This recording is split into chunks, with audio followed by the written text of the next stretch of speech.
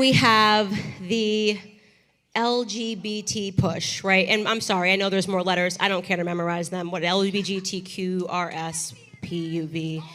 I don't know what's going on, okay? Every day we wake up and they tack on another letter and they want us to learn a new word, intersectional. I mean, I'm done with the leftist vocabulary.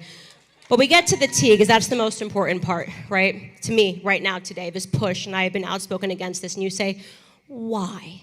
Why is the thing like bathroom signs? Do we really need to do that? Do we need to have a debate about bathroom signs? And yes, they're offended because this says women and this says men, but I'm not women or man, I'm intersex, I'm this, I'm that. And then you hear that they're pushing this agenda in the school system, telling children they can pick their genders. Trevor Noah, a few days ago, came out and said gender reveal parties should be a thing of the past because your child will tell you what gender they are. Now, about to be a parent, not one yet, but I can tell you that I did nanny, and the girl was 3, and she was convinced that she was a mermaid, right? The left would have it that I should be allowing her to stay in the bath forever because she is a mermaid. There's this thing called you're the parent and they are the child, right?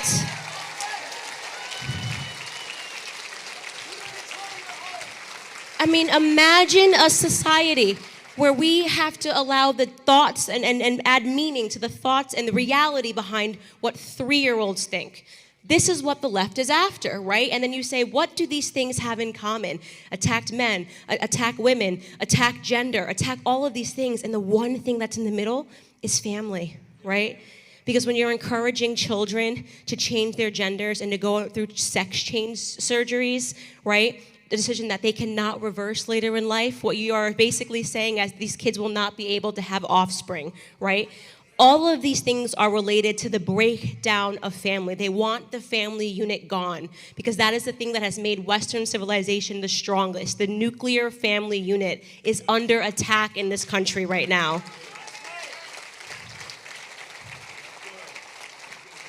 When government becomes God, right? That is what they want. They want us to pray to government for all of the answers when there's a problem. It is why I was the most vocal person out of the gate about COVID-19. Everyone was scared left and right. Candace tweets in February, not doing this, not playing this game.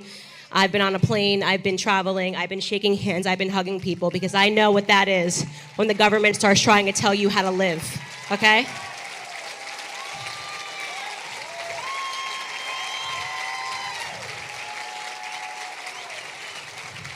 Fear is always the mechanism to control, right? Fear.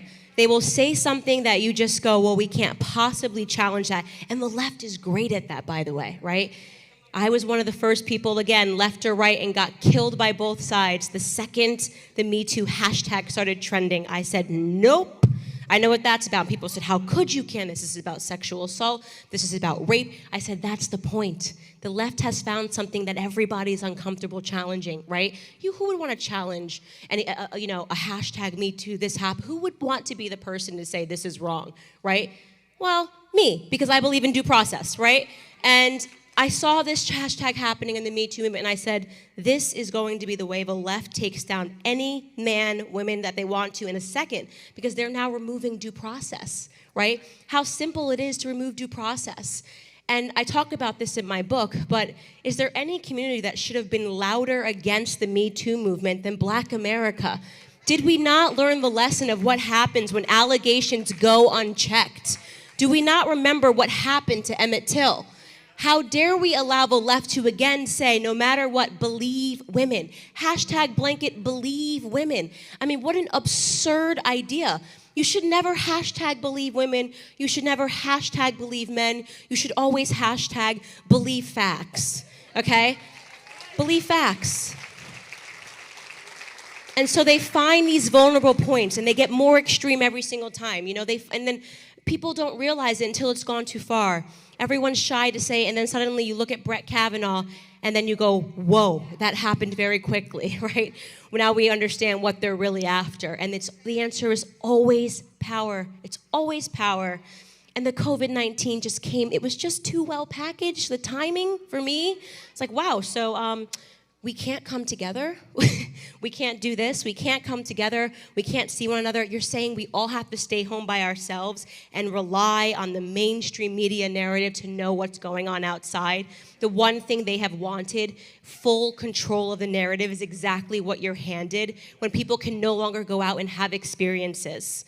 This is what you call Plato's allegory of the cave, right? And for those of you that don't know that story, Plato wrote a story called The Allegory of the Cave, and it essentially says, it's a story about 3 prisoners who are hung up on a wall, and there's a fire behind them. Their entire lives, they're hung up, and they believe that the shadows on the wall are real, that this is reality.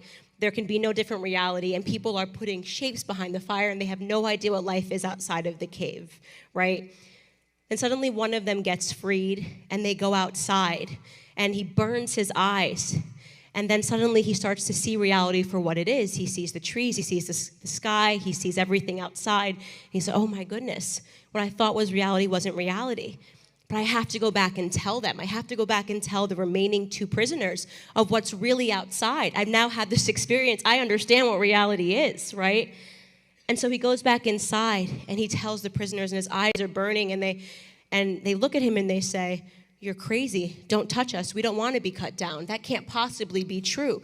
This is reality in front of us. And they mock him and they call him crazy.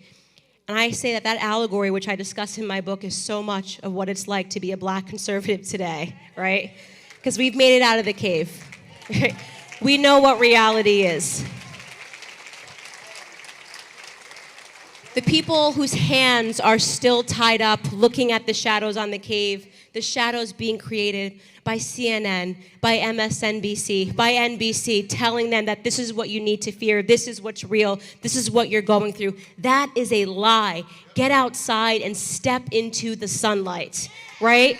That is the challenge as Americans, to encourage people to never allow someone else to control your narrative. And I say that all the time.